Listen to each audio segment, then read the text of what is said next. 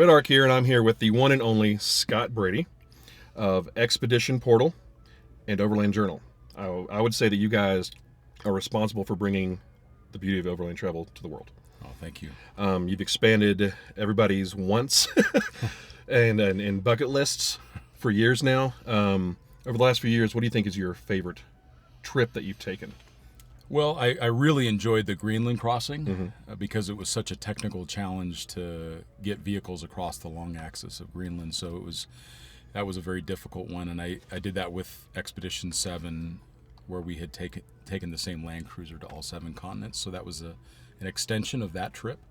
But I really liked the group that we had. The team of people that were there were incredible, like Clay Croft and Kurt Williams and Greg Miller and all these just Heavy hitters. Great friends of mine that are also wonderful to travel with. So I felt really fortunate to do that trip. And then recently I hopped on a sailboat and crossed the Pacific, and that was a whole new experience. So How'd you do? well, I thought I was going to get sick, and I also didn't really know how to sail. So it was I liked feeling like the total rookie maneuver. Thrown into the deep end. Yes, that's right. It was 16,000 feet of the deep end. So Holy crap. yeah, so that was really fun. So what came first, Expedition Portal or Overland Journal? Expedition Portal was first, and we started the forum initially, and then we started adding editorial to that, and I was enjoying it. I was in software development at the time, and I had enough time to do that, and I had some expertise to create those applications. So I was able to do that, and then once we built the audience size, we realized that there was some real potential there. So that was when we started the magazine. Nice. So I know you, like I said earlier, you've checked off a ton of bucket lists. Can you say what's next for you? I can, and the thing I'm most excited about is to ride a motorcycle across Africa. So I've bounced around Africa a little bit, and I really enjoy traveling on a motorcycle regularly because it brings me back to the kind of the core elements of travel. It's so simple, and it's so rudimentary, and it's so raw that when you come into a village, you smell where the great restaurant is. Yeah. And you interact with the locals, and it's a lot more disarming to be on a motorcycle than in a big vehicle. A lot more pure, probably. I think so.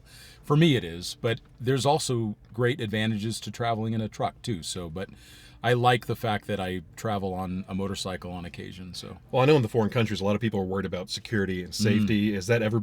You're pretty traveled, so you've experienced a lot of things. Do you think is it a threat these days, or is that a problem these days? The nice thing about security issues today, if there could be a nice thing, is that we have really good data on where it's at, and it tends to be highly regionalized. So whereas it used to be that you wouldn't know where the hot spots were quickly enough, whereas now you know where the hot spots are and you can avoid them. So I've even traveled through countries that were actively at war, like South Sudan, and also went through when I went through Kyrgyzstan.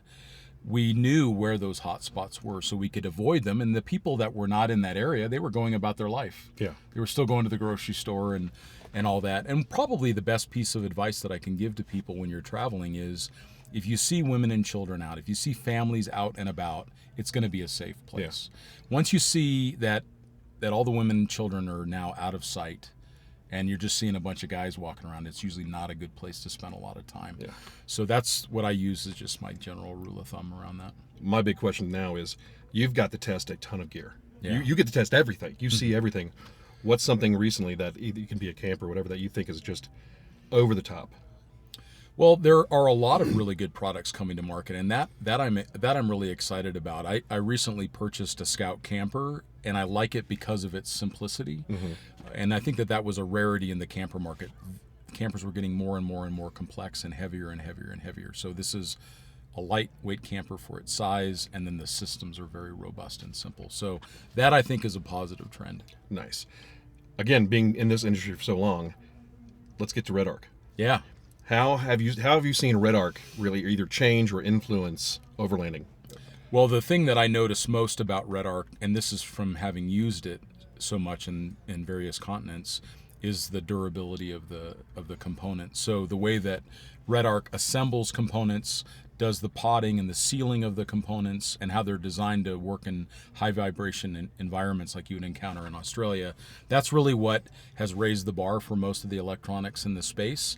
is because of the durability cycles of the REDARC products. That really has influenced everybody else to be a little bit better. You plug it in, you get it installed, and you forget about it. That's correct. That's been my experience with it. And I also like the fact that all of the products are designed with the intention of durability and for remote travel.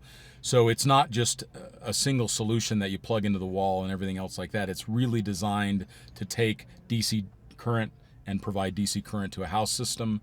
And then it's designed to work with the solar panels and at a much higher both voltage and wattage, so that it'll take a lot more amps into the system than a lot of the other ones will. And regulate it better. That's right. That's been my experience, yeah. Yeah. Well, how can people find you? Well, they can find me at scott.a.brady on Instagram, or Overland Journal on Instagram, or Expedition Portal on Instagram, and then all of those the same, scottbrady.com, overlandjournal.com, and expeditionportal.com. And they all link to each other. They do. That's right. Appreciate it. Pleasure, man. Absolutely. Thanks, sir. You got it.